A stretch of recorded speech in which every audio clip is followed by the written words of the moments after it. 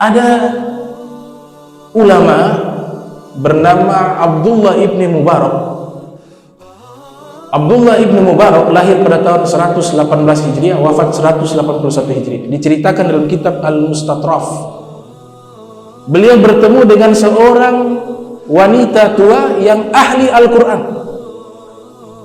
Ketika beliau melaksanakan ibadah haji, beliau selesai ibadah haji, beliau umroh atau ziarah.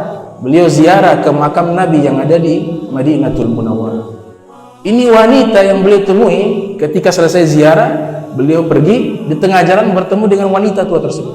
Wanita ini bukan sekedar ahli Al-Quran, tapi selama 40 tahun tidak pernah ia berbicara kecuali isinya Al-Quran.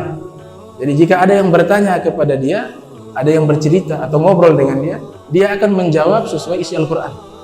Tidak pernah ia mengucapkan kata-kata selain isi Al-Quran. Makanya Ibnu Mubarak ketika bertemu dengan wanita tersebut, dia kagum, dia terheran-heran. Padahal Ibnu Mubarak ulama, seorang ahli hadis, murid daripada Imam Malik bin Anas. Ibnu Mubarak mengatakan ketika melihat wanita tersebut dengan pakaian yang sudah compang-camping, dengan wajah yang berdebu, ia katakan, "Assalamualaikum warahmatullahi wabarakatuh." Wanita tua ini menjawab, "Salamun qaulan mir rabbir rahim." Menjawab dengan ayat Al-Quran. Kemudian Ibnu Mubarak bertanya lagi, "Wahai ibu, kenapa engkau ada di sini di tengah jalan?" Maka sang ibu menjawab, "Wa may yudlillah fala hadiyalah." Siapa orang yang Allah sesatkan, tidak ada petunjuk baginya. Paham Ibnu Mubarak, oh tersesat. Kemudian tanya lagi, "Engkau kelihatan pucat dan saya melihat tidak membawa makanan. Di mana makananmu?" Dia katakan, "Syahrul Ramadan alladzi unzila fil Qur'an." Kemudian ditutup, dia berpuasa. "Ya ayyuhalladzina amanu kutiba alaikumusiyam kama kutiba alal ladzina min qablikum la'allakum tattaqun." Di awal daripada surat tersebut dia katakan diwajibkan bagi saya berpuasa, mengutip ayat Al-Qur'an. Oh, Ibnu Mubarak paham ini sedang puasa. Ibnu Mubarak menjawab lagi, "Ini kan lagi musafir. Musafir itu lebih baik berbuka." Maka dia jawab juga dengan ayat Al-Qur'an, "Faman tatawwa'a khairan fahuwa khairun lahu." Siapa yang puasa sunnah itu baik baginya. "Wa antasumu khairul lakum in kuntum ta'lamun." Dan puasa itu jauh lebih baik jika kalian mengetahuinya.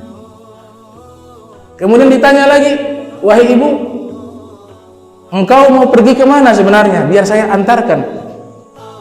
Dia kutip ayat Al-Quran lagi, "Subhanalladzi asra bi'abdihi laila minal masjidil haram ilal masjidil aqsa." Oh, tujuan ke Masjidil Aqsa.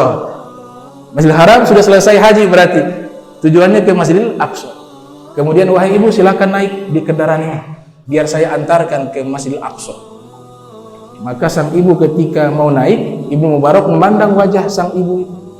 Sang ibu mengatakan, "Qul lil mu'minin yaghuddu min absarihim." Katakanlah kepada orang beriman, tundukkan pandangan, jangan menatap wajahnya.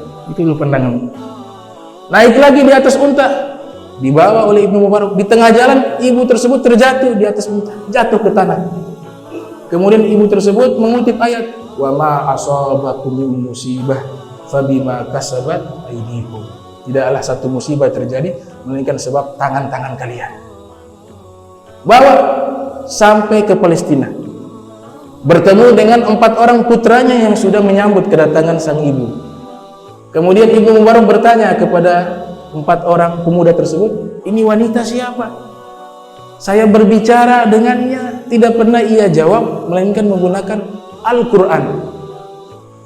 Ditanya, "Wahai ibu, kenapa engkau tidak berbicara harus menggunakan Al-Quran? Tidak seperti orang biasa berbicara secara normal." Dia menjawab juga dengan Al-Quran, "Ma yalfidhu min qaulin illa ladaihi raqibun atid." Tidaklah satu kata yang diucapkan melainkan di sisinya ada malaikat raqib atid. Maka anak-anaknya menjelaskan, "Ibu kami sudah 40 tahun ketika berbicara hanya menggunakan Al-Quran. Karena beliau takut ada kata-kata yang nanti diucapkan justru mendatangkan dosa dan murkanya Allah Subhanahu wa Ta'ala. Maka tidak ada kata yang paling afdal seperti kata yang kita sampaikan dengan lisan kita, yaitu kalamullah, lewat firman-firman Allah Subhanahu wa ta'ala.